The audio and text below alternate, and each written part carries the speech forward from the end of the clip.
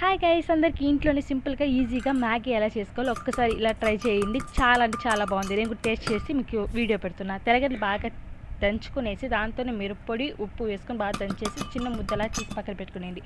తర్వాత చిన్న పీసెస్గా ఎర్రగడ్డ కట్ చేసుకొని పక్కన పెట్టుకోండి. మళ్ళీ వేడెక్కిన పెనం పైన తగినంత ఆయిల్ పోసుకొని మన తెరగడ్డలు దంచిన అంత వేసి బాగా కొంచెం ఎర్రగా అయిన తర్వాత తరుక్కున్న ఎర్రగడ్డలు వేసుకునేసి బాగా వాడ్చుకున్న తర్వాత దాంతో తగిలినంత నీళ్ళు పోసుకోండి.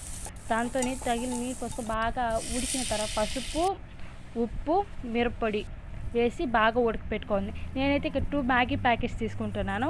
మీరు ఏమైనా తీసుకోండి.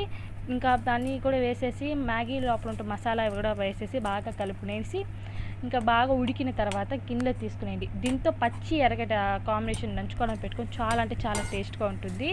నేను ఇంకా మా మమ్మీకి చేసి ఇచ్చినాను మ్యాగీ. మా మమ్మీ ఎక్కువ తింది కాబట్టి సార్ కొంచెం వేస్తే మా మమ్మీ దోశ అయితే పోసుకునింది. దోశలోనే కూడా ఎర్రగడ్డలు వేసుకొని ఈ దోశని ఎత్తుకొని మ్యాగీలా నంచుకొని తినింది. టేస్ట్ చాలా బాగుంది. ఇంకా నేను కూడా ఒకసారి ట్రై చేశాను ఎలా ఉంటుందో అనేసి.